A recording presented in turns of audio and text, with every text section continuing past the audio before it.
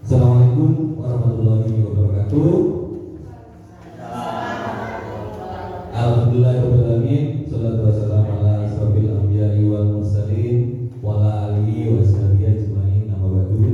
Yang terhormat Ibu Kepala Sekolah SD Negeri Dua Bareng, Ibu Fauzia SPD. Yang kami hormati Bapak Ibu Komite SD Negeri Dua Bareng serta rekan-rekan teman sejawat guru di SD Negeri Dua Bareng yang tercinta ini. Alhamdulillah pada pagi hari ini kita dapat berkumpul bersama di tempat ini. Jenengan bisa hadir di tempat ini dengan acara diseminasi tugas dari pendidikan guru penggerak, yaitu diseminasi budaya positif. Perkenalkan Bapak Ibu, di sini saya Bapak Nugroho pada saat ini masih menjalankan pendidikan guru penggerak angkatan 10 dari Kecamatan Kabar, Kabupaten Banyuwangi. Pada pagi hari ini kami akan mendesignasikan budaya positif.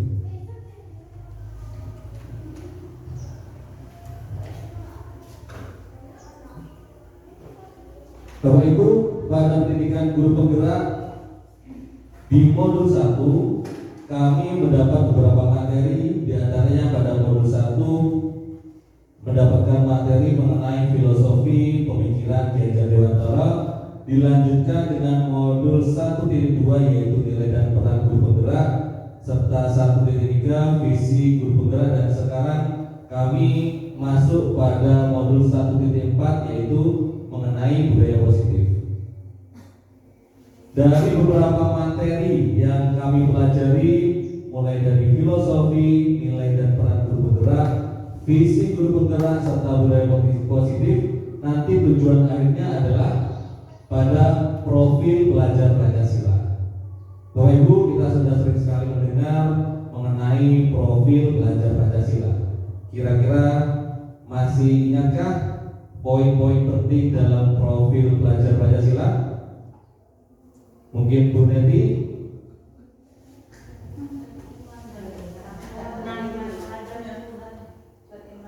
Beriman, bertakwa kepada Tuhan Yang Maha Esa, dan berakhlak. Ada lagi? Mandiri, kreatif, inovatif, kebinekaan global. Coba kita lihat bersama. Profil pelajar Pancasila. Yang pertama, beriman, bertakwa kepada Tuhan Yang Maha Esa, dan berakhlak mulia.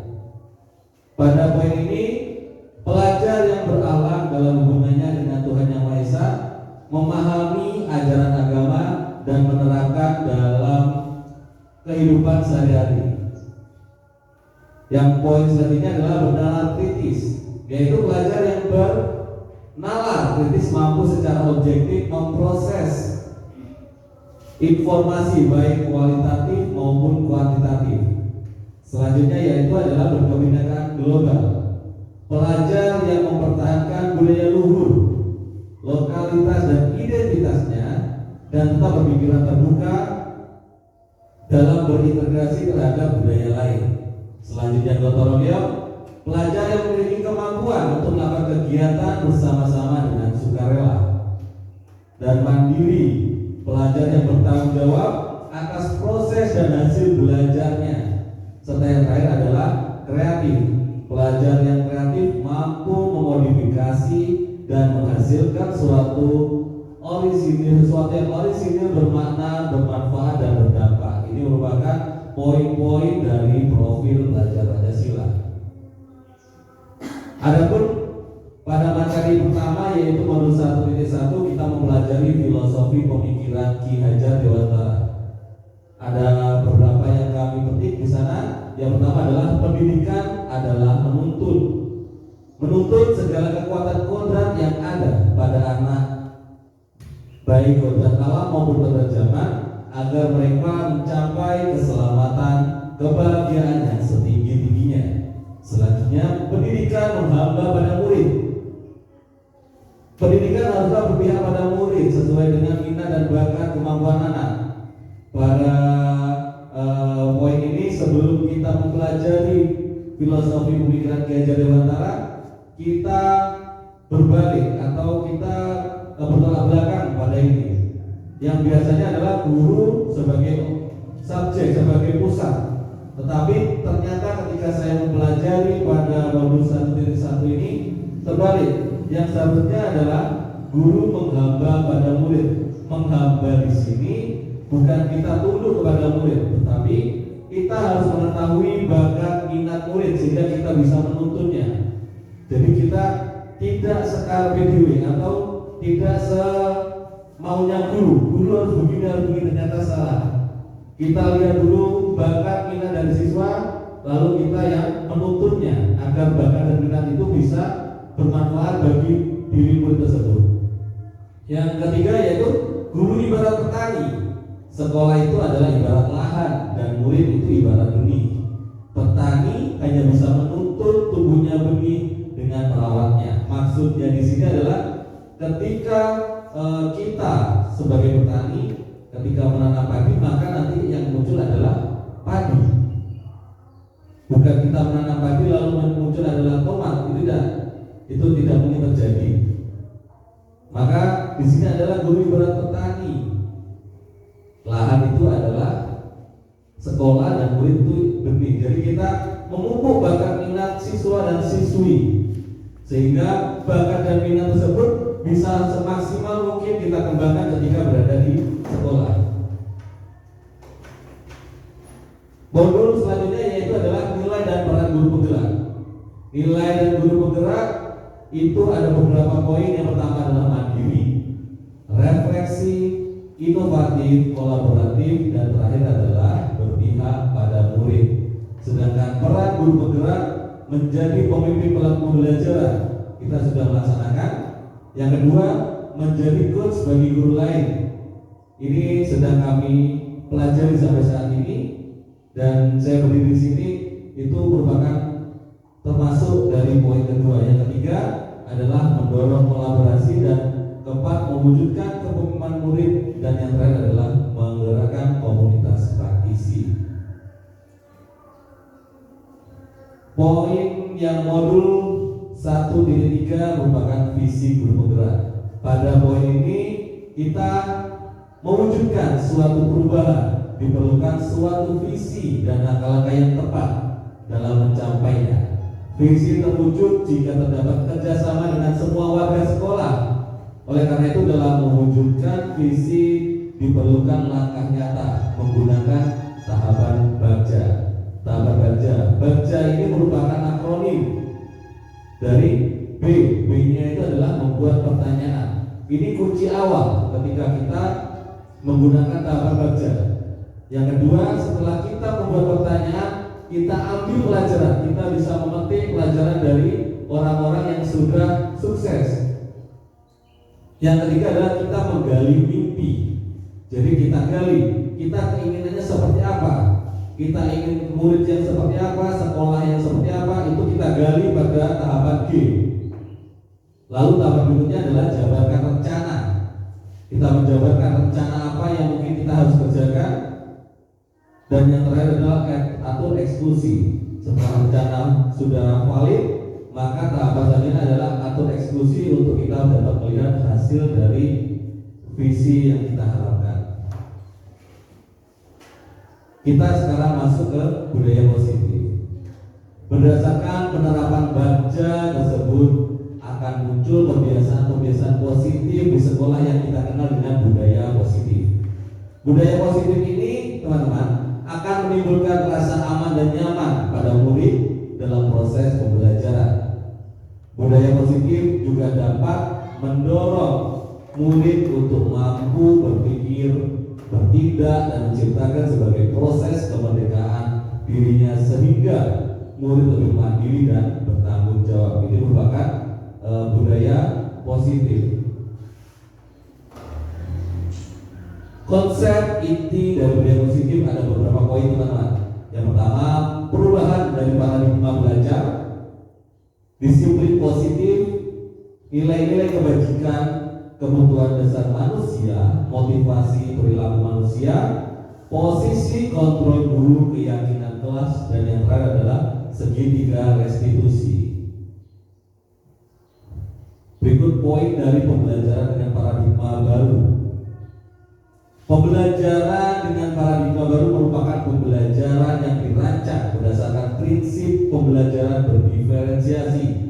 Sekarang kita sudah pernah atau sudah melaksanakan pembelajaran berdiferensiasi. Apa itu? Pembelajaran yang sesuai dengan bakat dan minat dari peserta didik. Tujuannya apa? Sehingga para peserta didik belajar sesuai dengan kebutuhannya berdasarkan tahapan perkembangan sesuai teologi psikologi modern untuk mewujudkan profil pelajar Pancasila.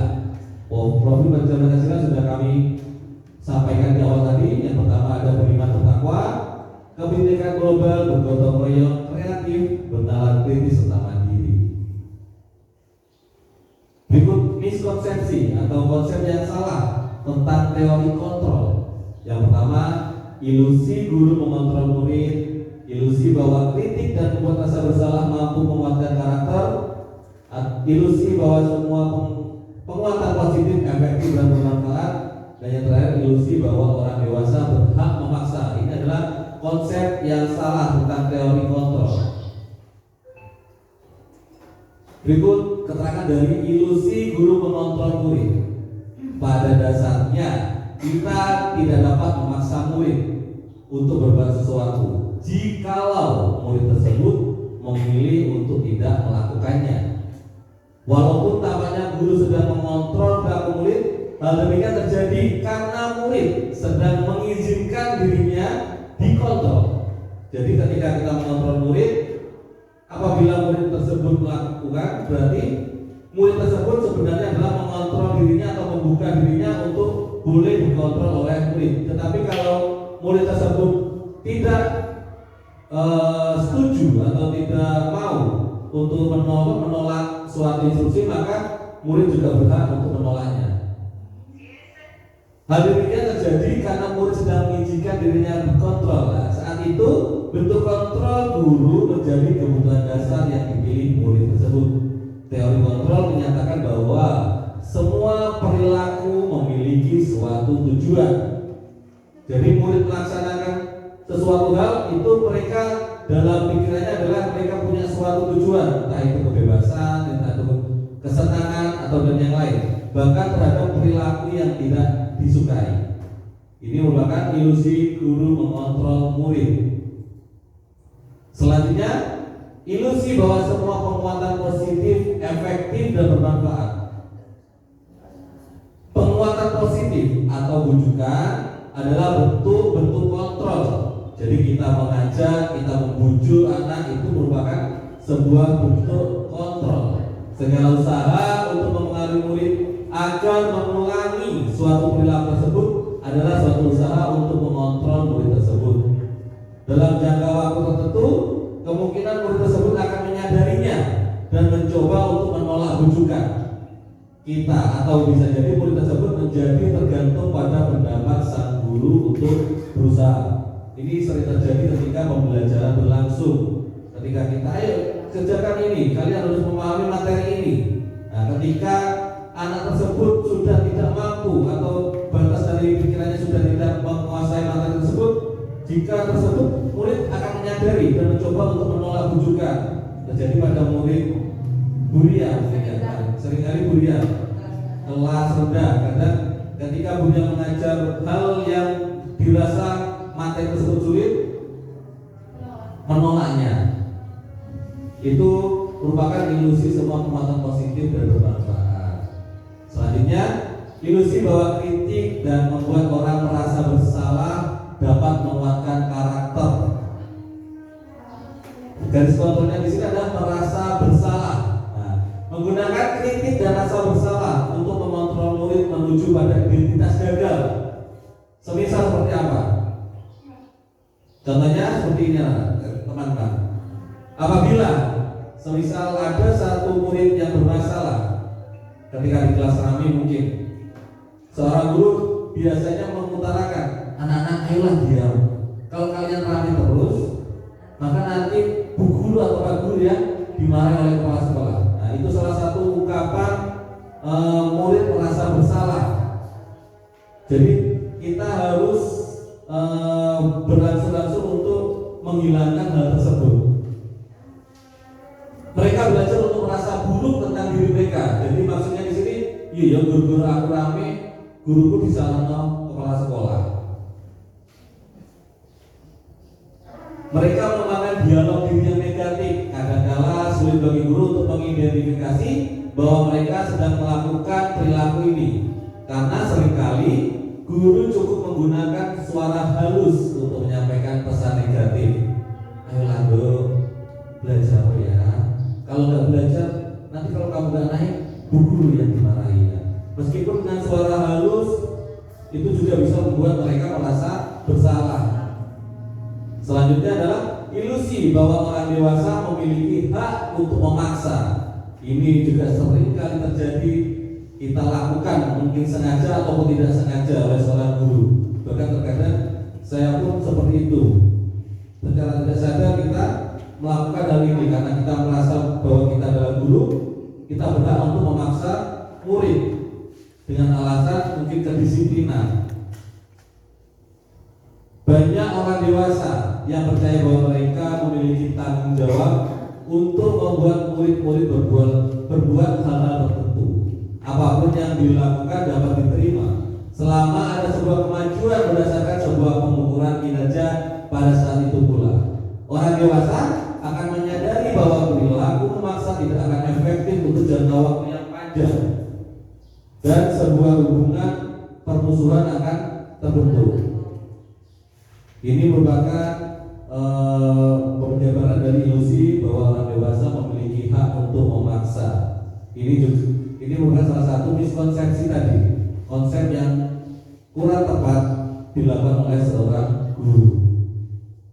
Berikut poin selanjutnya adalah mengubah paradigma stimulus respon ke pendekatan teori kontrol. Stimulus responnya di situ tertulis realitas atau kebutuhan kita sama. Kalau mengenai teori kontrol, realitas atau kebutuhan kita sebenarnya adalah berbeda. Jadi setiap murid itu memiliki bakat, minat atau kemampuan yang berbeda-beda. Tidak bisa kita harus memaksakan sama. Selanjutnya, semua orang melihat hal yang sama. Setiap orang memiliki gambaran berbeda.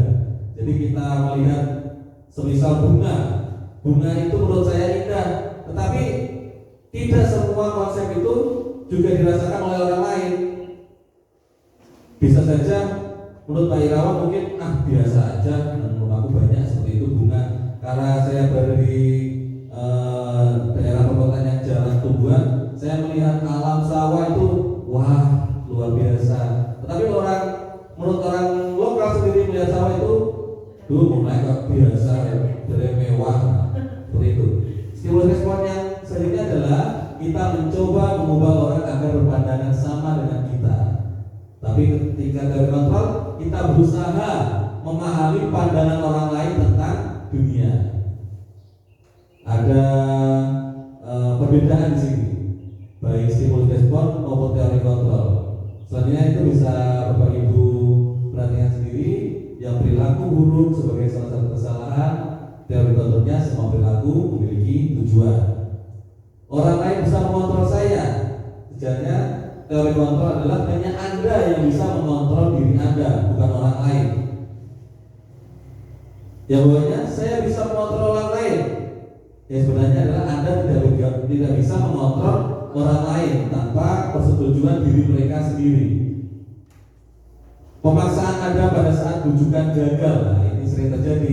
Pemaksaan ada pada saat bujukan gagal. Ketika kita ayolah ya boleh, dan murid itu tidak mendengarkan apa yang kita arahkan, maka kita berubah menjadi suatu paksaan.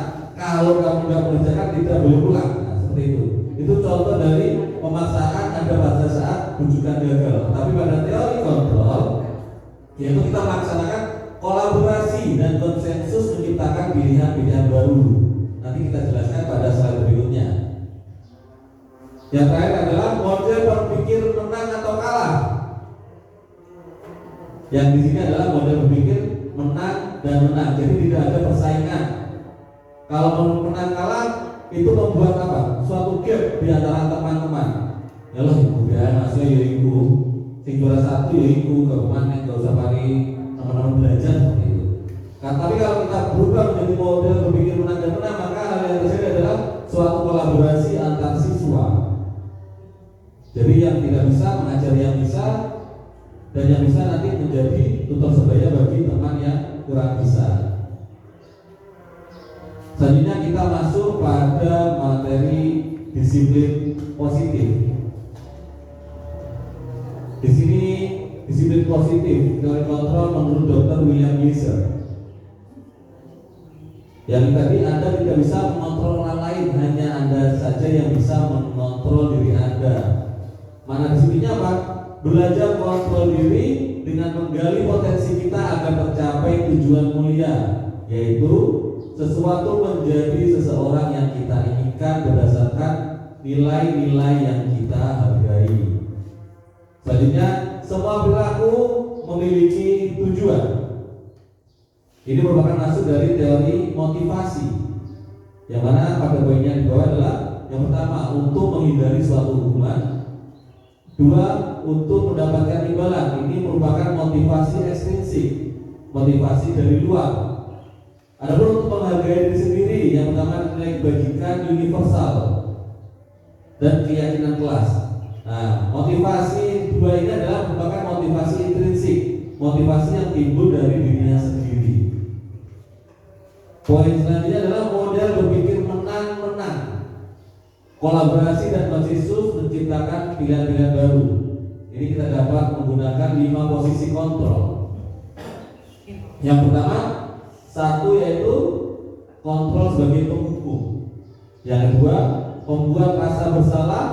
Yang ketiga, posisi kontrol sebagai teman. Yang keempat, posisi kontrol sebagai pemantau. Dan yang kelima adalah posisi kontrol sebagai manajer.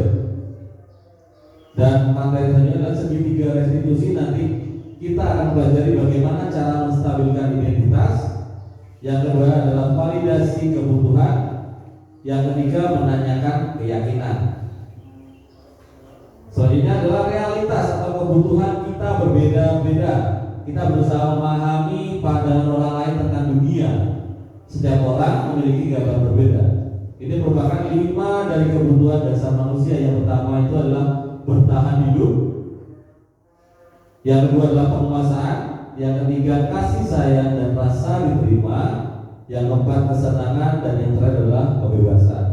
Ini merupakan poin-poin dari disiplin positif menurut Dr. William Gleiser. Disiplin di sini teman-teman. Disiplin berasal dari kata disiplina yang artinya belajar. Kalau kita selama ini mungkin disiplin itu mengenai apa, teman? Mungkin mengenai waktu, tata tertib, aturan, fisik. Tetapi sebenarnya adalah disiplin itu sendiri merupakan arti dari pembelajaran atau arti dari belajar yang mengacu pada disiplin diri yang memiliki tanggung jawab terhadap apa yang dilakukannya berdasarkan nilai-nilai yang diyakini. Disiplin positif ini merupakan salah satu cara penerapan disiplin yang bertujuan untuk menumbuhkan kesadaran serta memberdayakan peserta didik tanpa imbalan penghargaan atau reward, ancaman ataupun hukuman. Sebagai pendidik, tujuan kita yaitu menciptakan peserta didik yang memiliki disiplin diri sehingga mereka berperilaku mengacu kepada nilai-nilai kebijakan universal dan memiliki motivasi intrinsik dalam perubahan perilaku ke arah yang lebih baik. Poin selanjutnya, nilai-nilai dari kebajikan. Nilai-nilai dari kebajikan adalah sifat positif manusia yang merupakan tujuan mulia yang ingin dicapai setiap individu. Nilai-nilai tersebut bersifat universal dan lintas bahasa, lintas suku bangsa, lintas agama maupun lintas latar belakang. Menurut Dr. William Gleiser, setiap perilaku atau perbuatan itu pasti memiliki suatu tujuan. Dengan mengaitkan nilai-nilai yang diyakini, seseorang, maka motivasi intrinsiknya akan terbangun sehingga menggerakkan motivasi dari dalam untuk dapat mencapai tujuan mulia yang diinginkan. Ini menurut Brian Gysin.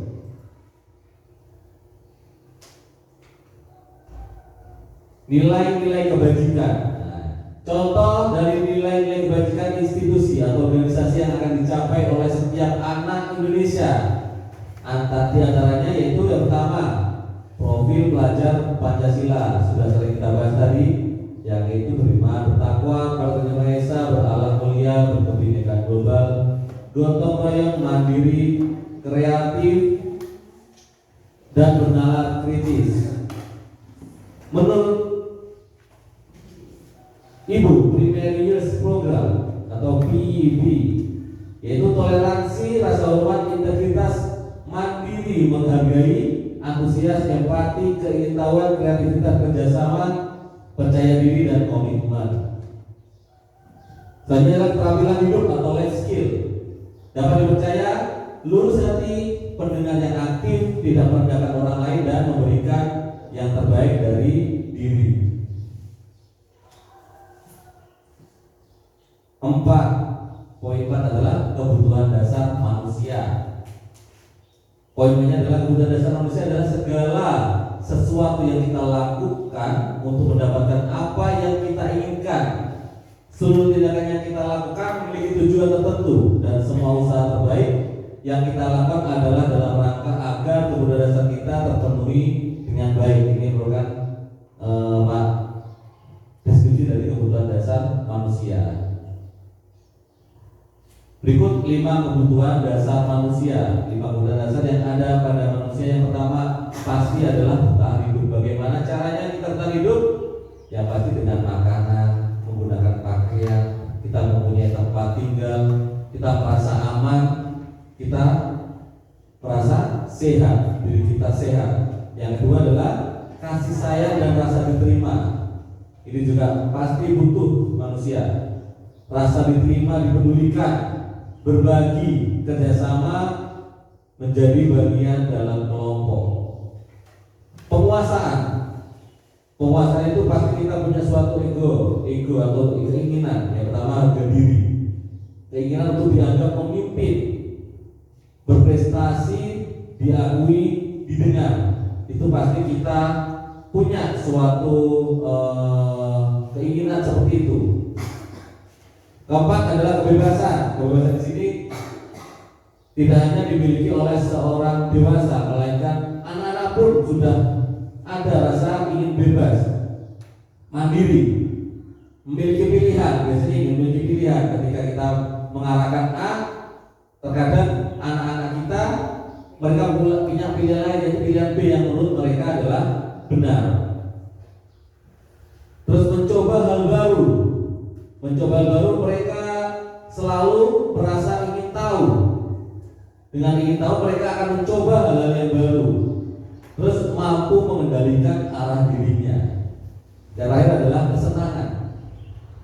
Kesenangan ini untuk usia dasar, TK, SD, SMP, mereka adalah memiliki keinginan. Yang pertama adalah khususnya TK dan SD. Mereka ingin bermain. Selain belajar, mereka menginginkan bermain, humor atau canda-candaan, antusiasme, dan tertawa. Ini merupakan 5 kebutuhan dasar dari manusia. Selanjutnya, teori motivasi perilaku manusia.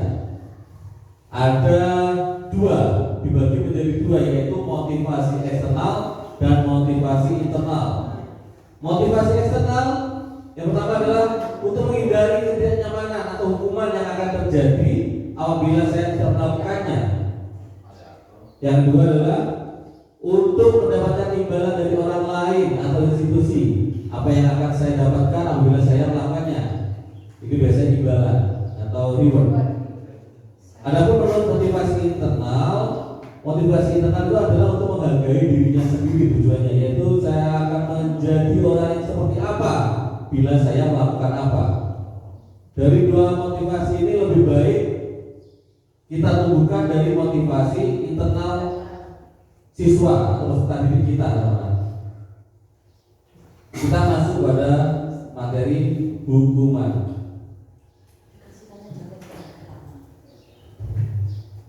Apa itu hukuman? Hukuman yaitu sanksi fisik maupun psikis untuk kesalahan atau pelanggaran yang dilakukan.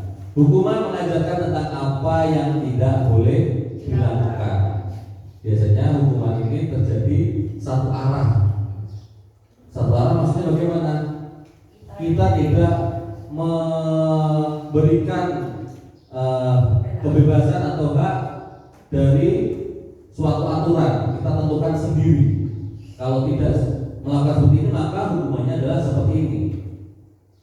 Tadinya adalah hukuman. Hukuman ini bersifat tidak terencana atau tiba-tiba.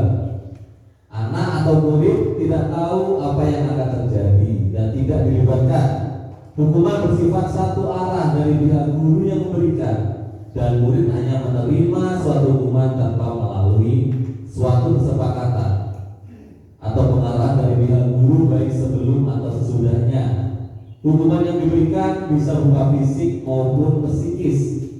Murid atau anak disakiti oleh suatu perbuatan atau kata-kata.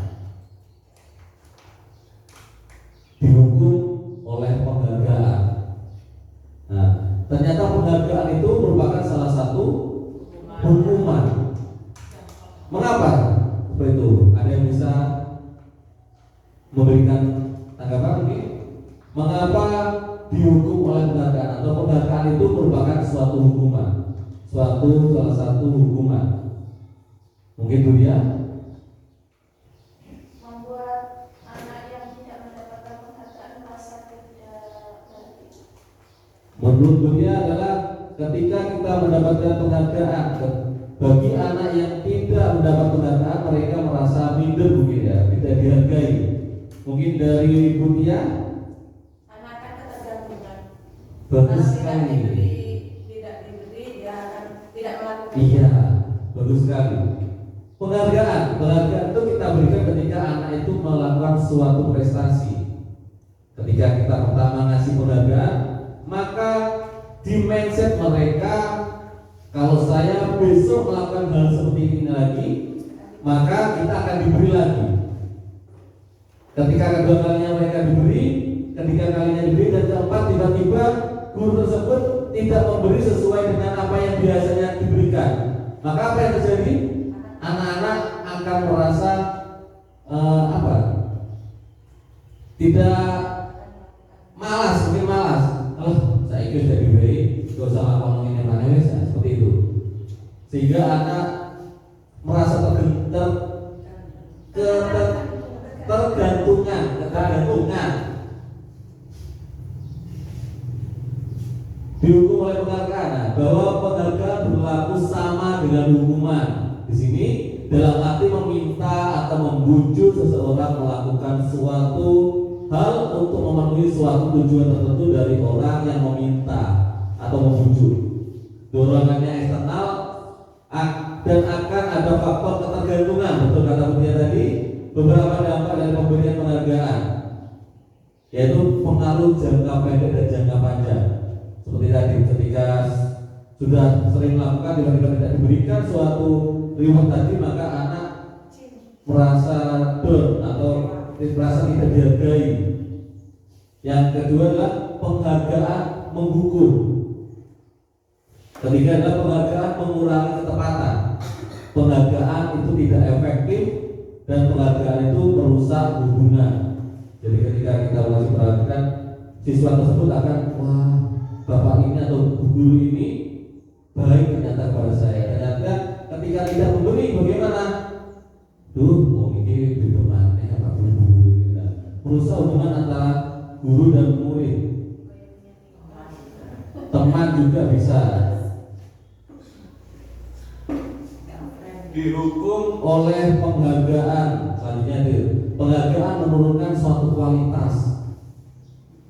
Ketika ada suatu perlombaan, semisal hadiah utama adalah sepeda motor, orang pasti akan lihat pada tahun berikutnya menurut ternyata hadiahnya adalah sepeda pacar. Mungkin masih ada yang minat satu dua. Ketika turun lagi buku tulis misalkan untuk 17 Agustusan, maka yang awalnya mendapatkan sepeda motor, sepeda, ketika tahu hadiahnya turun, maka mereka tidak semangat lagi untuk melakukannya. Terus penghargaan mematikan suatu kreativitas. Di sini maksudnya bagaimana? Ketika kita mendapat penghargaan, kita akan berpacu terus. Tetapi ketika tidak ada penghargaan apa? Malas, selesai sudah. Terus yang ketiga adalah penghargaan mengurangi motivasi intrinsik. Motivasi intrinsik adalah motivasi yang timbul dari hati dirinya sendiri. Jadi tidak ada keinginan untuk maju sesuai dengan hati nuraninya. Tetapi mereka ketika mendapat penghargaan, mereka terpacu untuk mendapatkan suatu tujuan itu tadi. Jadi ketika tidak ada suatu penghargaan, maka mereka tidak akan melakukan hal yang kita inginkan. Pengaruh jangka pendek dan jangka panjang. Bahwa itu bisa dinikmati ya untuk makanan dan minuman. Terima kasih Pak. Kalau kita monggo. Untuk pengaruh efektif jika kita menginginkan seseorang melakukan sesuatu yang kita inginkan dalam jangka waktu pendek. Yang kedua, jika kita menggunakan penghargaan lagi dan lagi, maka orang tersebut akan tergantung pada penghargaan yang diberikan serta kehilangan motivasi dari dalam. Yang ketiga, jika kita mendapatkan penghargaan untuk melakukan sesuatu yang baik, maka selain kita senantiasa berharap mendapatkan penghargaan tersebut lagi. Kita pun menjadi tidak menyadari tindakan baik yang kita lakukan. Penghargaan tidak efektif. Hanya jika Anda melakukan hal ini, maka Anda akan mendapatkan penghargaan yang diinginkan. Yang kedua, jika saya mengharapkan suatu penghargaan dan tidak mendapatkannya, maka saya akan kecewa dan berkecil hati, serta kemungkinan lain kali saya tidak akan berusaha sekeras sebelumnya. Ini merupakan penghargaan yang tidak efektif. Penghargaan merusak hubungan, mengakibatkan rasa iri, ada gap antara teman dan teman. Dulu mesti sing di mobile nol iku terus yang naik satu itu terus. Kemudian bagi siswa yang tidak maksimal, mereka pasti tanpa disengaja akan timbul suatu rasa iri, dan tadi itu dapat mengakibatkan perpecahan hubungan. Motivasi hanya sesaat dan untuk menyenangkan guru. Jadi ketika mendapatkan penghargaan, mereka tujuannya yang pertama untuk dirinya sendiri, yang ketiga pasti untuk kesenangan atau untuk kepuasan dari seorang guru. Dan yang terakhir adalah menciptakan persaingan di kelas. Sekarang sudah tidak ada zamannya persaingan. Sekarang adalah kolaborasi atau membuat super team, bukan menjadi superman. Konsekuensi. Dari sini dulu, hukuman dan konsekuensi. Tadi kita sudah tahu hukuman, sekarang kita masuk konsekuensi. Apa perbedaan hukuman dan konsekuensi? Bumi mungkin? Kalau hukuman itu satu arah, sebenarnya kita tidak pernah membicarakan apa yang akan terjadi ketika kalian melakukan kesalahan. Itu kalau Itu hukuman.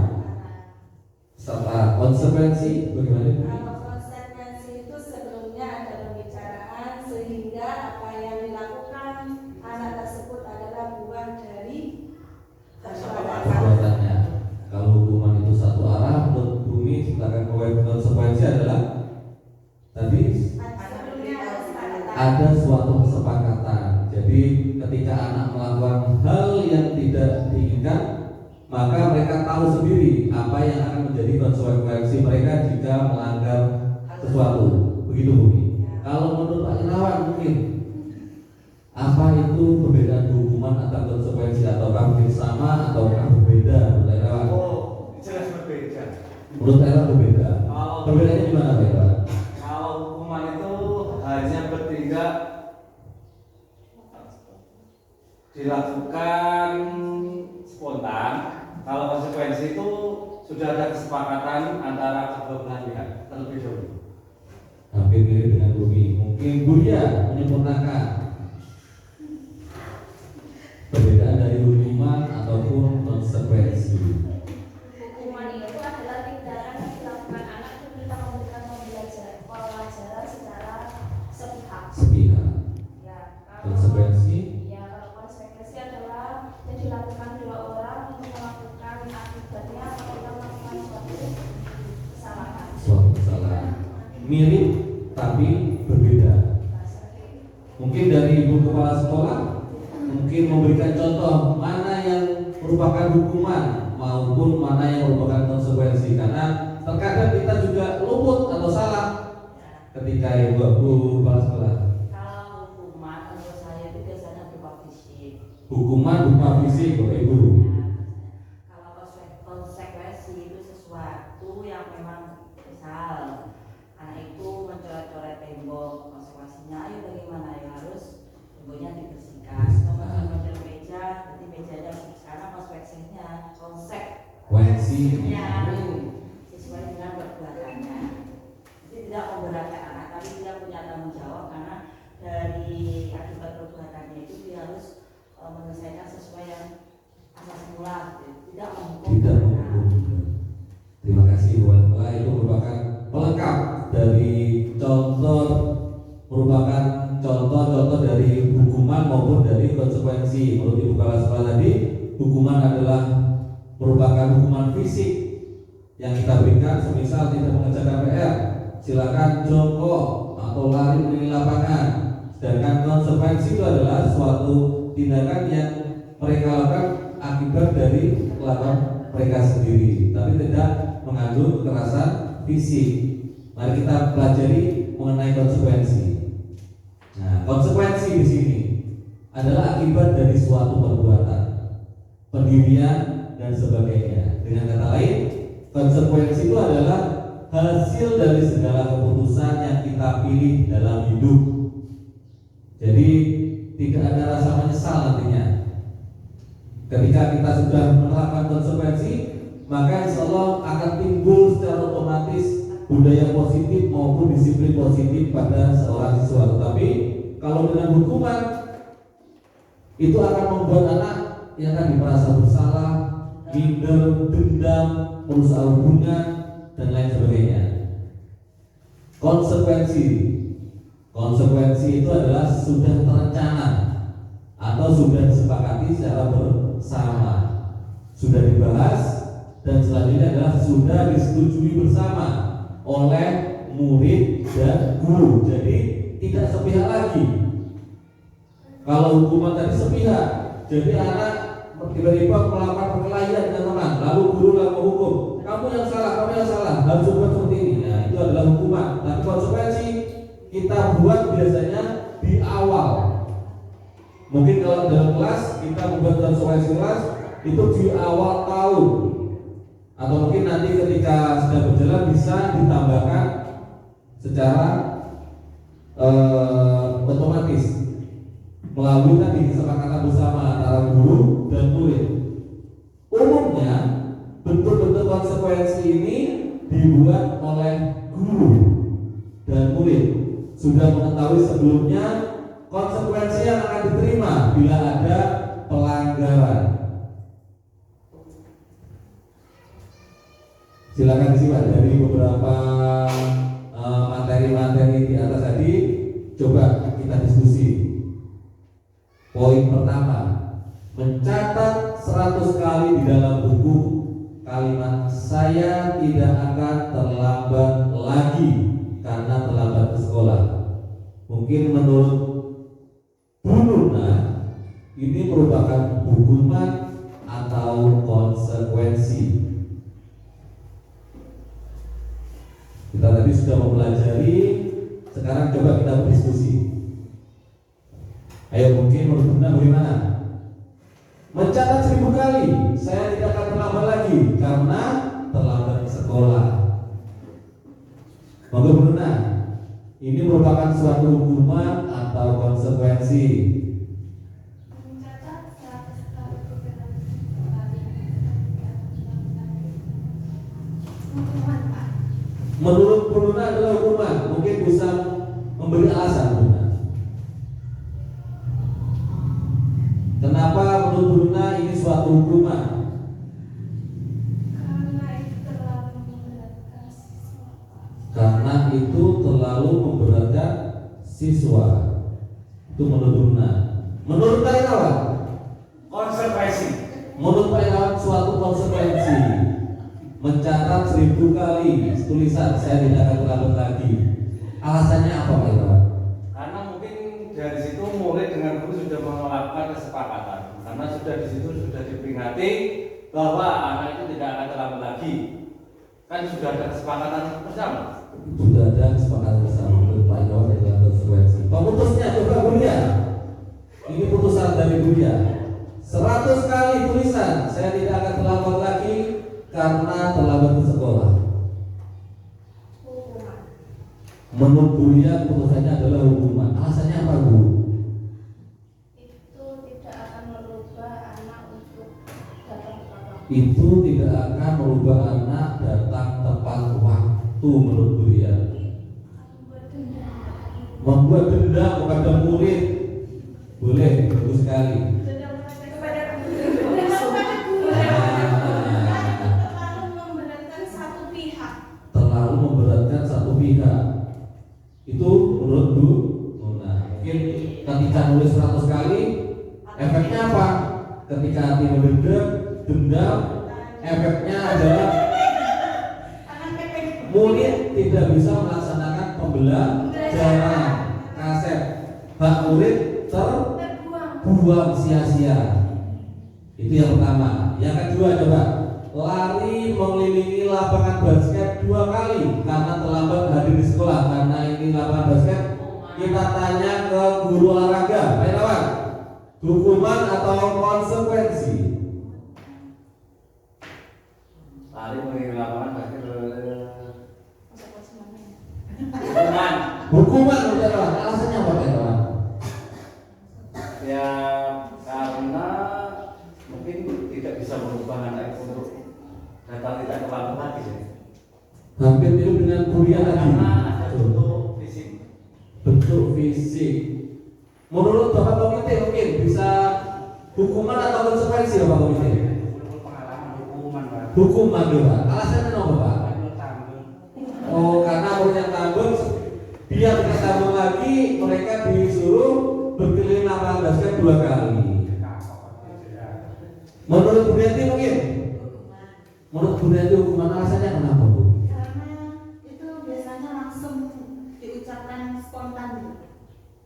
Dia mau lari 2 kali. Biasanya itu terjadi diucapkan secara spontan. Secara spontan. Boleh juga. Mungkin dari Bumi yang tidak terjawab tadi. Menurut Bumi bagaimana? 2 kali terjadi. Oh, sudah 2 kali. Lari mengelilingi lapangan basket hukuman misalnya. Menurut Bumi adalah hukuman. Baik, kita lihat nanti. Yang ketiga, teman-teman. Hukuman. Murid diminta untuk push up 15 kali karena tidak menggunakan masker ke sekolah. Ini mungkin waktu corona kemarin. Menurut Bu Kepala Sekolah, merupakan hukuman atau konsekuensi? Hukuman. Alasannya apa Bu? Terlalu memberatkan siswa. 15 kali itu fisik. 15 kali fisik. Mungkin gurunya saja tidak kuat 15 kali karena apa? Terlalu berat. Beban hidup dan beban pikiran. Menurut Budia, Ya. menurut Budia hukuman mungkin Bu Luna, apa Bu Luna? Mengasih nomor 3. Nomor 3 hukuman. Bu Tia, alasannya apa Bu Tia? Karena murid diminta. Karena murid diminta untuk push up. Jadi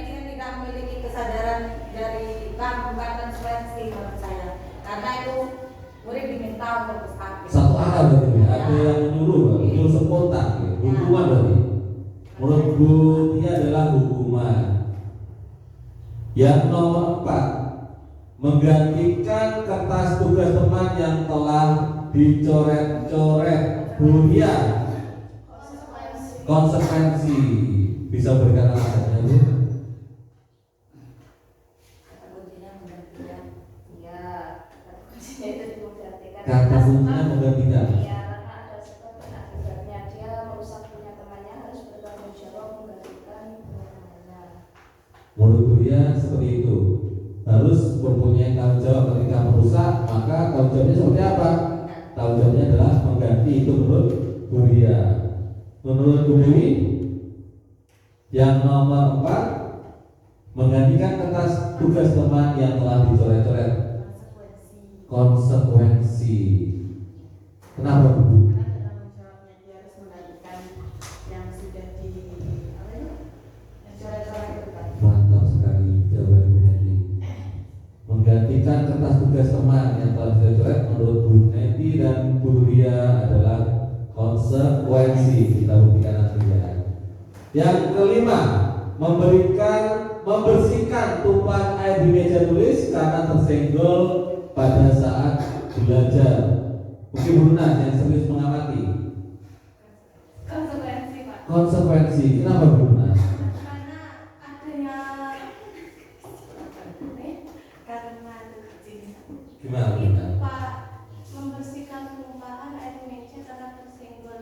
Jadi mereka itu sadar bahwasanya kalau memang salah itu kan tidak sengaja. Jadi konsekuensinya harus membersihkan. Harus bersihkan. Itu konsekuensi ya. Bersihkan tumpahan air. Nah, kita coba tanya Pak Duki. Ketika Pak Duki menumpahkan air di lantai, Pak Duki lalu membersihkan, itu merupakan konsekuensi atau hukuman Pak Duki? Tegas. Ketika Pak Duki mempunyai minuman atau mungkin minumannya anak-anak, ketika Pak Duki mungkin datang ke sekolah untuk melihat mengecek dari situasi kondisi sekolah atau mungkin adalah komite, tiba-tiba tersenggol minuman anak yang minum tadi jatuh ke lantai, dengan sengaja Pak Duki langsung bersihkannya. Itu menurut Pak Duki hukuman atau konsekuensi? Konsekuensi kelalaian saya. Konsekuensi karena alasannya adalah kelalaian. Kita lihat nanti Pak Duki, kita lihat nanti. Coba kita lihat nanti. Yang ke 1, 2, 3, 4, 5, 6, murid disuruh untuk mengenakan sepatu sehari di sekolah karena tidak mengenakan sepatu hitam. Jadi ketika ada murid yang memakai sepatu lain berwarna lain karena tidak menaati aturan, maka dihukum atau disuruh untuk mengenakan sepatu sehari di sekolah. Menurut Bu Fauzia, bagaimana Bu? Murid disuruh untuk mengenakan sepatu Seharian di sekolah karena tidak mengenakan sepatu hitam. Menurut Bu Fauzia adalah suatu konsekuensi.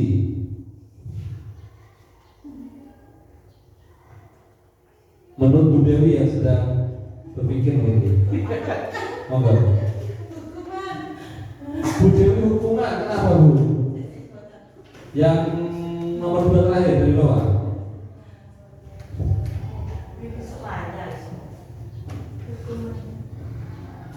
Mungkin itu tidak ada kesepakatan bersama, Bapak. Murid Tidak ada kesepakatan bersama. Murid disuruh kan tadi ya. Murid disuruh menggunakan kan hukuman itu diberikan secara langsung. Diberikan secara langsung kata kuncinya, murid disuruh diles katanya Pak Komite, diles. Jadi mereka disuruh pakai sepatu. Menurutnya adalah hukuman. Bumi mungkin hukuman juga atau mungkin ada jawaban lain? Hukuman. Pak Irawan, hukuman atau konsekuensi? Nomor 2 di bawah. Nomor 2 dari bawah Pak? Hukuman atau konsekuensi? Atau mungkin konsekuensi terus dari awal hingga akhir? Mungkin Orangnya konsisten. Konsistennya. konsekuensi Pak. Murid disuruh untuk mengenakan sepatu sehari di sekolah karena tidak mengenakan sepatu hitam. Kalau- tidak boleh copot. Jadi ras Pak. Berarti kalau memakai hitam tidak apa-apa kalau pakai sepatu ya. Ini tadi ya, murid disuruh untuk mengenakan sepatu sehari di sekolah karena tidak mengenakan sepatu hitam. Berarti kalau muridnya menggunakan sepatu hitam kemudian tidak memakainya berarti bagaimana ini? Dia dipakai terus. Pak. Dipakai terus, berarti sama saja berarti Pak. Nah, menurut Pak Irawan mungkin itu hukuman atau konsekuensi? Hukuman. Hukuman juga berubah pemikiran. Alasannya gimana Pak? Ya tadi spontan ubah kan. Spontan tadi ya. Langsung berarti. Menurut Pak Irawan adalah hukuman. Yang terakhir, gimana? Lari mengelilingi lapangan basket 2 kali karena terlambat 10 menit untuk pelajaran PJOK. PJOK lagi, Bapak Irawan. Oh iya, Itu PJOK. itu Pak hukuman. Itu hukuman. Kenapa Pak hukuman? Pak? Enggak. Hukuman lagi. Karena konsekuensi, enggak konsekuensi. Konsekuensi. Karena pelajaran PJOK. Apa hubungannya PJOK dengan itu Pak? Sudah ada kesepakatan sebelumnya, Pak. Jelas ya, itu Pak, ada kesepakatan sebelumnya sudah. Ada kesepakatan sebelumnya. Terlambat 10 menit untuk pelajaran PJOK. Itu menurut saya konsekuensi. Menurut Buria, mungkin waktu Pak Irawan ngajar Buria ada di depan jadi guru piket. Ada yang terlambat 10 menit maka disuruh mengelilingi basket 2 kali. Menurut Buria hukuman atau konsekuensi? Berbalik konsekuensi. Berarti berbalik. Ketika Buria konsekuensi maka Pak Irawan hukuman. Ketika Pak Irawan hukuman maka konsekuensi. Alasannya kenapa Buria? Karena itu sudah termasuk pemanasan dalam pelajaran PJOK kan? Karena itu sudah masuk pemanasan dalam pembelajaran PJOK.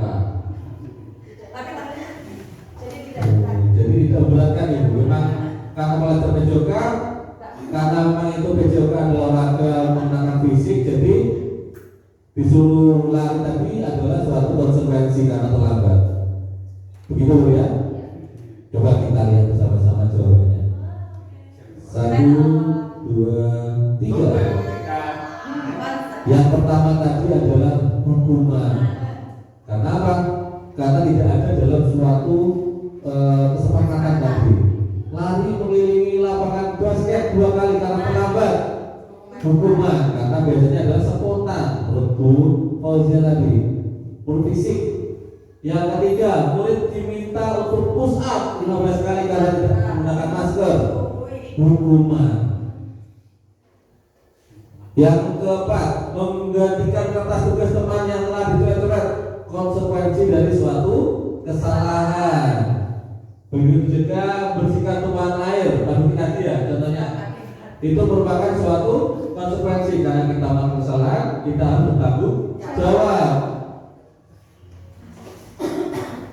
Selanjutnya, murid disuruh mengenakan sepatu seharian di sekolah karena tidak mengenakan sepatu hitam adalah hukuman. Karena apa? Disuruh. Ya, kata kuncinya adalah disuruh. Berarti kalau disuruh itu adalah satu arah. Ketika untuk menggantikan murid diminta disuruh, itu adalah hukuman karena tidak ada kesepakatan. Yang terakhir adalah lari mengelilingi lapangan basket 10 menit, itu adalah konsekuensi. Karena memang pembelajarannya adalah PJOK berburia sekalian pemanasan, maka diminta untuk keliling basket 2 kali sebagai gantinya pemanasan yang sudah dilakukan teman-temannya di awal karena terlambat. Mungkin dari sini ada yang ditanyakan lebih dulu sebelum kita masuki slide berikutnya. Lanjut. Nah, ini perbedaan hukuman dan konsekuensi. Hukuman itu adalah sesuatu yang menyakitkan yang harus terjadi, tapi konsekuensi adalah sesuatu yang harus terjadi karena sudah ada kesepakatan. Yang kedua, membuat anak sakit fisik maupun hati untuk jangka waktu yang lama. Konsekuensinya adalah membuat anak merasa tidak nyaman dalam jangka waktu pendek. Anak membenci kedisiplinan. Ketika konsekuensi diterapkan adalah anak menghargai suatu disiplin. Untuk hukuman mendorong anak menyakiti diri sendiri. Konsekuensi jika dilaksanakan adalah mendorong anak agar mudah menyesuaikan diri. Konsep diri yang buruk menjadi konsep diri yang baik.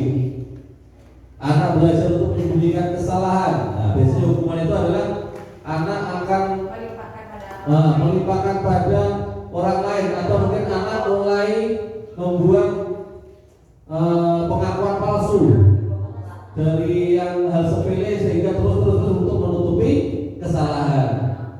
Kalau kita terapkan konsekuensi itu apa? Anak belajar untuk mematuhi peraturan. Belajar berarti tadi apa? Disiplin. Yang terakhir adalah marah, merasa bersalah, dipermalukan, merasa tak dihargai ketika hukuman terjadi. Tetapi ketika konsekuensi diterapkan adalah kehilangan hak atau dibuat tidak nyaman, diasingkan untuk sementara waktu tempo. Ini merupakan adalah perbedaan hukuman dan konsekuensi. Sekarang kita masuk pada restitusi. Restitusi, pernah mendengarnya? Restitusi. Nah, ini adalah deskripsi dari restitusi. Apa itu restitusi? Bapak bisa bacakan kita, apa itu restitusi?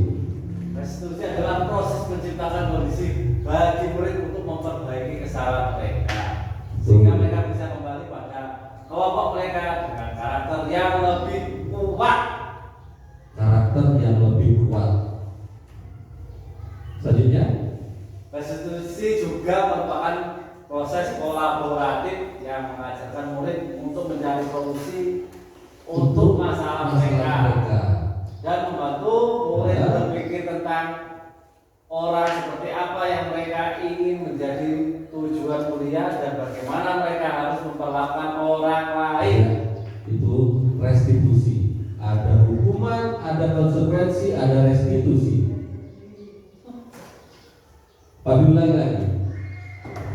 Restitusi menurut tadi yang sudah dibacakan tadi adalah suatu proses untuk menciptakan kondisi bagi murid untuk memperbaiki kesalahan mereka, sehingga mereka bisa kembali pada kelompok mereka dengan karakter yang lebih kuat.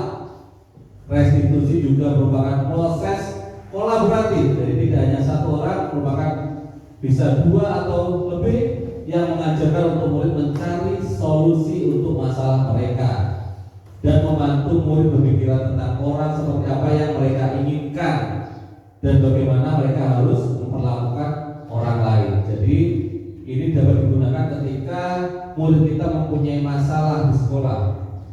Apa yang kita lakukan tadi? Yang pertama tadi, memperbaiki murid kesalahan mereka. Terus apa yang kita lakukan murid? Kolaboratif atau mengajarkan murid mencari solusi bersama untuk masalah mereka. Kemudian membantu murid berpikir tentang orang seperti apa sih yang mereka inginkan dan bagaimana mereka harus memperlakukan orang lain. Itu adalah pengertian dari restitusi.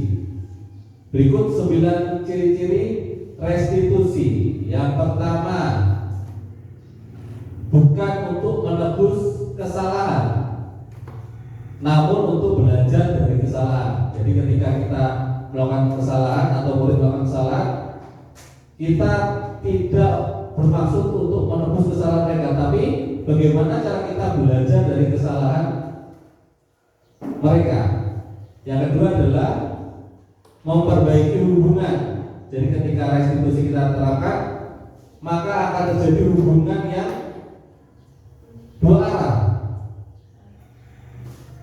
Yang ketiga adalah tawaran, bukan paksaan. Jadi kita menawarkan.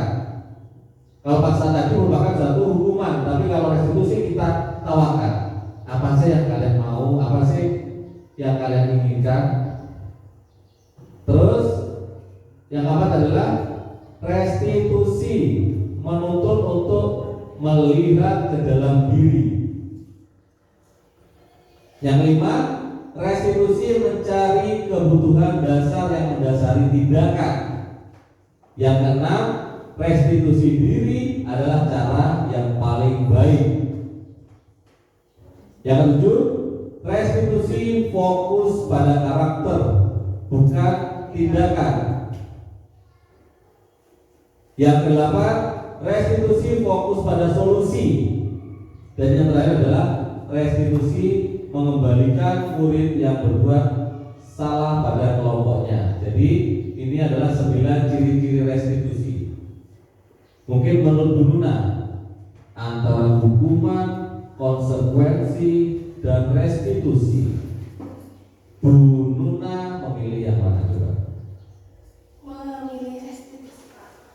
Restitusi. Mengapa bukan konsekuensi?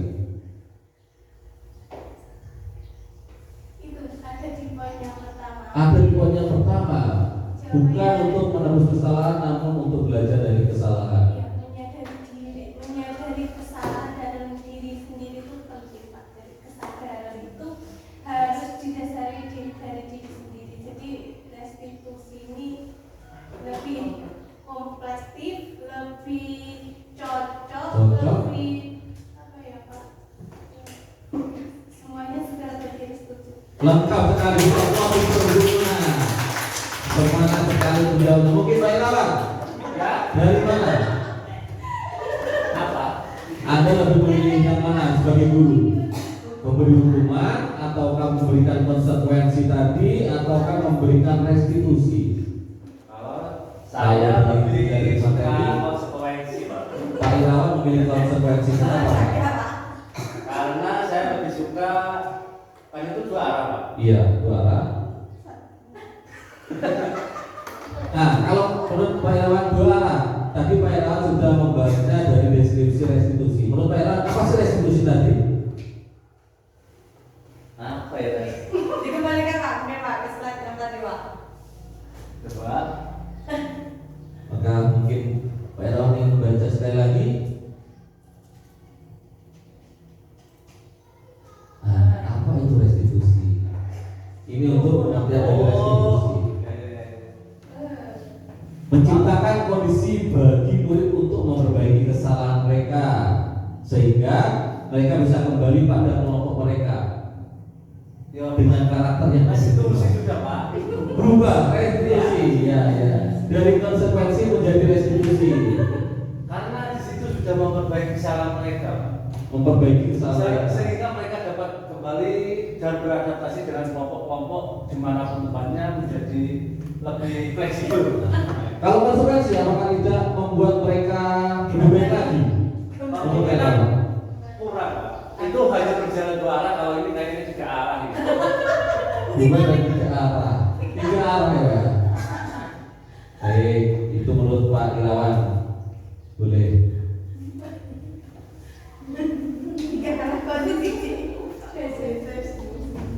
Selanjutnya adalah ada identitas gagal, ada identitas sukses. Kalau identitas gagal jelas tadi hukuman. Yang saya tanyakan tadi adalah konsekuensi dan restitusi. Nah, kalau konsekuensi sesuatu itu harus terjadi. Jadi ketika melupakan maka harus membersihkan.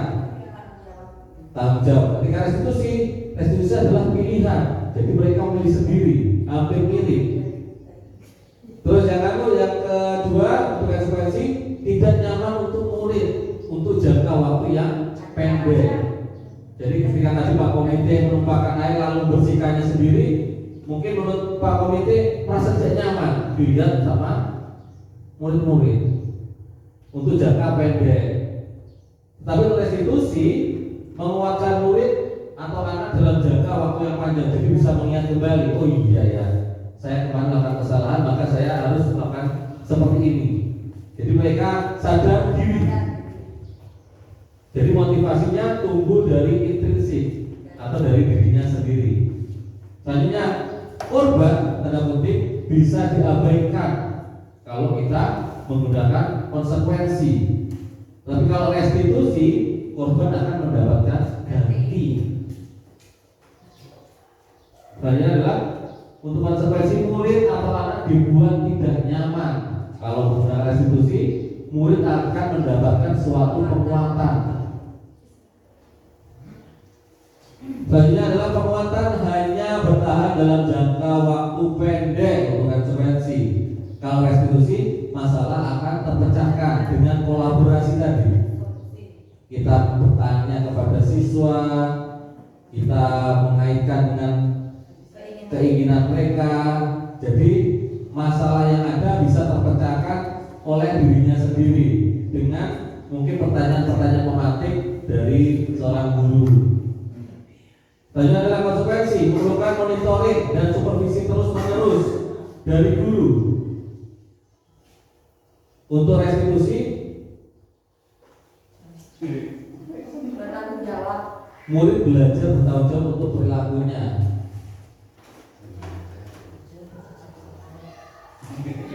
Untuk konsekuensi, membantu penerapan mengikuti peraturan dalam masyarakat. Untuk restitusi, murid belajar bertanggung jawab dalam waktu jangka panjang. Murid belajar bertanggung jawab untuk perilakunya. Kelewatan satu kolom. Untuk konsekuensi, ya itu bisa dibaca ya. Untuk konsekuensi hukuman itu adalah sifatnya negatif. Untuk konsekuensi itu menetralkan, sedangkan untuk restitusi adalah kekuatan yang positif.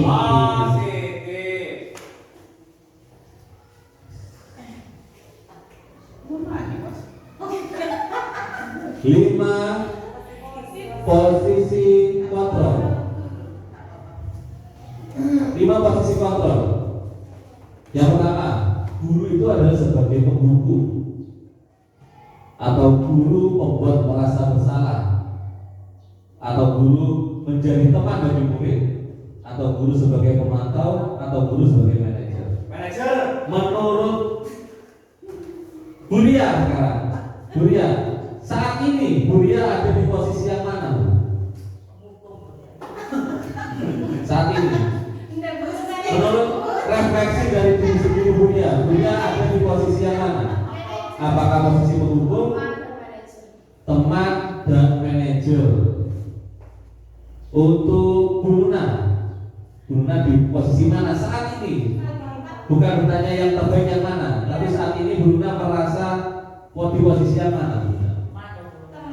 Posisi teman bagi murid, belum sampai manajer. Karena mungkin menurut Bruna, karena Bruna mengajar di kelas 1, maka Bruna merangkul murid-murid sehingga mereka nyaman ya Bruna. Kalau menjadi teman mungkin menurut Bruna bisa saling semakin dekat dengan murid. Itu Bruna. Untuk guru olahraga mungkin bagaimana? Oh, ya jelas itu Pak. Kalau guru olahraga itu harus menjadi pemantau dan Menjadi pemantau dan manajer. Baik, mari kita pelajari satu persatu teman-teman. Nah, contoh penerapan 5 posisi kontrol. Kasusnya, siswa tidak memakai atribut lengkap dan tidak menutup pacar bendera. Kalau sebagai penghukum, posisi penghukum, maka bagaimana? Guru akan perintahkan kalian harus hormat pada bendera selama 1 jam. Ini contoh kasus tidak memakai atribut. Kalau sebagai guru, sebagai pembuat rasa bersalah, bagaimana? Berapa kali Bapak Ibu harus memberitahu kamu selalu mengecewakan Pak Guru. Itu membuat rasa bersalah pada diri murid. Selanjutnya, guru sebagai teman, ayo dong ikuti aturan sekolah, tolong bantu dulu, nah sekali. Ya sudah, tidak apa-apa. Lain kali jangan sampai berbuat seperti ini lagi. Yaitu contoh dari sebagai posisi teman. Kalau Pak Irawan tadi sebagai pemantau, kamu sudah melanggar peraturan sekolah, kamu tahu konsekuensinya. Setelah upacara kamu beli atribut ke koperasi dan jangan diulang lagi. Itu adalah contoh dari posisi pemantau. Agak tegas. Manajer, apakah kamu tahu kesalahannya? Setelah mereka tahu, kira-kira bagaimana kamu memperbaiki kesalahanmu? Nah, itu dari salah satu contoh kasus tidak memakai atribut. Jadi ada beberapa contoh kata yang dipakai ketika menjadi pemantau, menjadi penghukum, menjadi teman, atau menjadi seorang manajer. Nah, sudah sekali. Posisi kontrol, apakah aku? Coba, saya kecewa sekali dengan kamu. Menurut teman-teman, ini kontrol apa? Membuat rasa bersalah. Apakah betul Bu? Ya? Betul. Coba kita lihat dulu ya. Iya. Membuat rasa bersalah. Selanjutnya, apa rencana untuk menyelesaikan masalah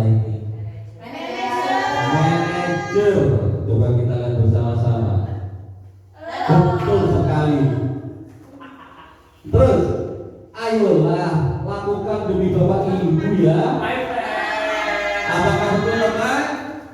Iya betul benar sekali benar.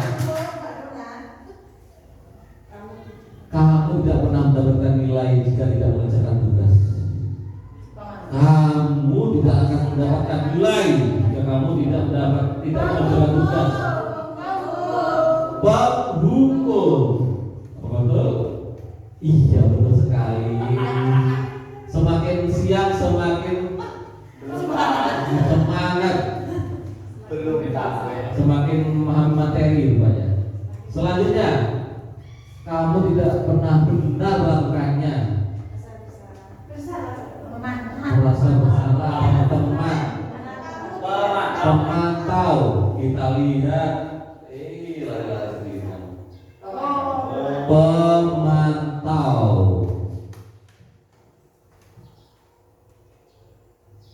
Keyakinan kelas.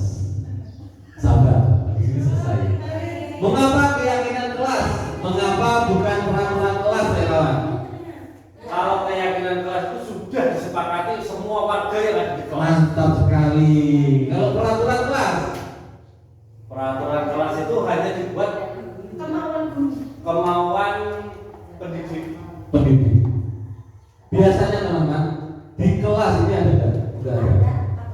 Ada tata tertib kelas. Nah, biasanya ada. Kalau dulu ada tata tertib kelas. Itu termasuk suatu keyakinan kelas atau bukan ya Pak? Peraturan itu. Nah, ya sama lagi. Tapi peraturan. Menurut Pak Irawan, lebih baik tata tertib kelas atau keyakinan kelas? Kalau menurut saya yang sangat efektif sekali itu adalah keyakinan. Keyakinan kelas. Berarti kalau ada di kelas tata tertib kelas sebaiknya direvisi. Mungkin bilangnya digantikan menjadi keyakinan kelas ya kan? Coba kita lihat. Ya, mengapa tidak peraturan saja? Mengapa harus keyakinan kelas? Untuk mendukung motivasi intrinsik kembali ke nilai-nilai keyakinan-keyakinan, lebih menggerakkan seseorang dibandingkan mengikuti serangkaian peraturan-peraturan. Budaya positif, lingkungan positif, keyakinan kelas dan peraturan kelas. Itu adalah diagram dari posisi-posisi peraturan, keyakinan, lingkungan positif, budaya positif. Jadi budaya positif itu lebih luas daripada peraturan kelas. Peraturan kelas itu hanya mengikat murid. Bagaimana cara pembentukan keyakinan kelas? Pertama, kita buat bersifat abstrak. Mungkin menurut kata-kata murid sendiri, dengan bahasa mereka sendiri. Terus kita buat pernyataan yang universal. Selanjutnya kita buat dalam pernyataan positif.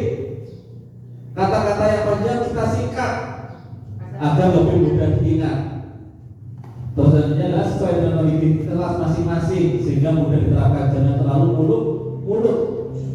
Saya semua warga sekolah warga kelas diberikan saat membuat keyakinan kelas. Jadi keyakinan kelas ini hendaknya dibuat di awal pembelajaran baru, tahun ajaran baru. Walaupun kadang di pertengahan ada tambah, bisa dimasukkan kembali menurut kondisi. Jadi ketika pembelajaran berlangsung, anak-anak sudah tahu, oh iya, saya harus melakukan seperti ini. Jika saya melanggar ini, maka saya harus konsekuensinya tadi atau keyakinan kelasnya tadi adalah melakukan hal ini. Jadi kita enak ketika mengingatkan murid. Segitiga restitusi terakhir. Segitiga restitusi, suatu proses dialog dijalankan oleh guru agar mendapatkan murid yang mandiri dan bertanggung jawab. Bagaimana caranya? Ada 3 cara teman-teman. Yang pertama adalah dengan cara menstabilkan identitas. Jadi ketika berjalan, kita harus menstabilkan dulu mereka. Jangan membuat tambah didol. Enak kamu salah, memang salah seperti ini kamu harus punya. Itu tidak boleh. Jadi menstabilkan identitas seperti apa? Ketika Pak Irawan mungkin sebagai murid salah, maka kita begitu iya. Kesalahan itu merupakan hal yang wajar. Bapak juga pernah melakukan kesalahan. Nah itu salah satu contoh menstabilkan identitas. Validasi tindakan yang salah bagaimana? Mungkin kita bisa bertanya kepada murid, tindakan yang kamu lakukan ini menurut kamu salah atau enggak ya? Ketika murid melakukan salah, maka apa? Kita tanyakan, terakhir adalah menanyakan suatu keyakinan. Keyakinan kelas sudah dibuat di awal tahun ajaran baru. Ketika murid berlangsung pada pembelajaran dan melakukan kesalahan, maka kita tinggal menanyakan, pernahkah kalian buat keyakinan kelas? Mungkin keyakinan kelas mana yang kamu langgar? Konsekuensinya apa ketika kamu melanggar keyakinan kelas? Apa yang kamu kerjakan? Nah, seperti itu. Ini adalah segitiga restitusi. Jadi ini hal yang harus kita lakukan sebagai guru ketika di sekolah kita mendapatkan suatu atau kita mendapat melakukan kesalahan. Maka kegiatan yang kita lakukan adalah menggunakan segitiga restitusi ini. Ini tadi menstabilkan identitas. Contohnya bagaimana? Berbuat salah itu wajar, nah. Tidak ada manusia yang sempurna, hanya Tuhan yang sempurna. Bapak atau ibu juga pernah melakukan kesalahan, atau bapak ibu tidak mau mencari siapa yang salah, tapi bapak ibu ingin mencari solusi dari permasalahan ini. Atau mungkin bisa mengatakan kamu berhak merasa begitu. Ini adalah menstabilkan identitas. Yang kedua adalah validasi tindakan yang salah. Ketika murid sedang melakukan kesalahan, maka kita bisa bertanya, kamu pasti punya alasan mengapa melakukan hal itu. Atau kamu bangga karena telah melindungi sesuatu yang penting buatmu. Atau mungkin kamu melakukannya karena bertanda sesuatu yang penting bagimu. Ini adalah salah satu contoh dari ucapan validasi tindakan yang salah. Yang ketiga adalah menanyakan keyakinan. Apa keyakinan kelas kita, Pak? Nah, kita harus sabar. Sebagai guru itu harus sabar. Tidak boleh penuh dengan emosi yang menggebu-gebu. Tetapi kadang memang agak kepleset. Teori mungkin bagus ketika di lapangan, karena kita sebagai manusia biasa, emosi itu pasti muncul. Nah, ketika emosi muncul, kita butuh kolaborasi antar teman. Mungkin teman yang lain bisa mengingatkan. Seperti apa gambaran sebuah kelas? Nah, ini contoh-contoh dari menanyakan keyakinan kelas. Ini contoh kemarin melakukan contoh dengan salah satu murid, tapi suaranya mungkin kecil ya. Dan kelihatan. Kalau baca.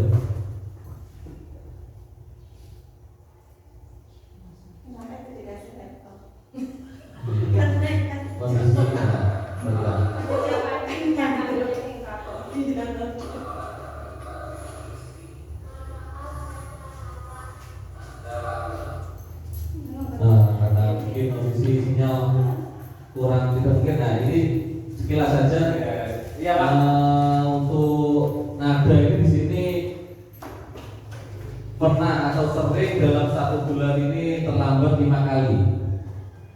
Lalu saya mencoba menggunakan segitiga restitusi tadi. Kita panggil dulu nada. Nada tadi saya bertanya pada Nada, apakah kamu tahu mengapa nada saya panggil? Nada menjawab tidak tahu, Pak. Lalu kita bertanya, apakah nada pada bulan-bulan ini sering sekali terlambat hadir ke sekolah? Baru menyadari, iya Pak saya tahu. Berapa kali nada? 5 kali. Lalu kita tanyakan, bukan kita harus stabilkan dulu identitas. Iya ada, nggak apa-apa. Kalau terlambat itu mungkin adalah wajar karena alasan tertentu. Kemudian kita gali lagi. Ketika sudah tahu mereka dia bersalah, kita tanyakan apakah data terlambat itu merupakan suatu kesalahan. Nada menjawab iya Pak, suatu kesalahan. Nah, kata kita sudah menanyakan kesalahan, maka kita tanyakan lagi alasannya dulu. Jangan kita harus memvonis. Kalau tahu kesalahan, kenapa nada terlambat hadir? Karena alasannya tadi mereka nada terlambat itu karena melihat televisi terlalu malam sehingga dia bangun dari tidurnya. Bangun sudah lebih dari jam 6:30 mungkin waktu itu. Baru setelah itu kita tanyakan apakah nada terlambat sekolah itu melanggar keyakinan kelas yang telah disepakati. Iya Pak, melanggar bagian mana? Bagian disiplin. Lalu bagaimana caranya nada ketika melanggar? Mereka mencari sendiri, menggali cara untuk memperbaiki kesalahannya. Anda menjalani besok saya berjanji tidak tidur terlalu malam lagi agar tidak terlambat. Ketika kita sudah tahu tadi menstabilkan identitas, yang kedua adalah menanyakan keyakinan. Bukan, yang pertama tadi menstabilkan identitas dulu, institusi itu. Yang kedua validasi tindakan yang salah, dan yang terakhir adalah menanyakan keyakinan kelas.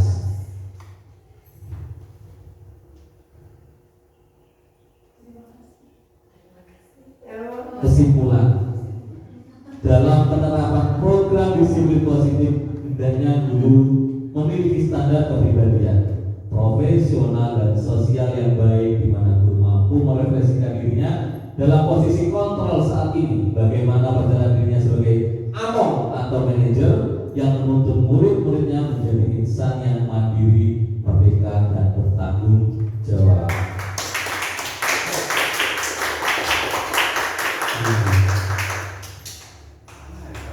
Dan yang terakhir adalah Sudah ada Pak, itu Pak. ada Sudah terakhir. Iya. berarti Kesimpulan. terakhir. Untuk yang terakhir, kami ucapkan terima kasih atas kehadiran Ibu Kepala Sekolah, Bapak Ibu Komite, serta rekan-rekan sejawat yang menyempatkan waktunya hadir dalam kegiatan designasi tugas kami, tugas program dengan Gubernur Angkatan 10 tentang budaya positif. Semoga designasi ini membawa perubahan bagi sekolah kita menjadi lebih baik lagi, dan semoga kita bisa menerapkannya, tidak hanya teori, tetapi kita juga menerapkannya. Memang mungkin butuh waktu, proses pembiasaan yang kita lakukan bersama. Dengan kolaborasi mungkin kita bisa menjadi kuat, menjadi kompak, dan menjadi lebih baik lagi. Akhirul kalam kami akhiri. Wassalamualaikum warahmatullahi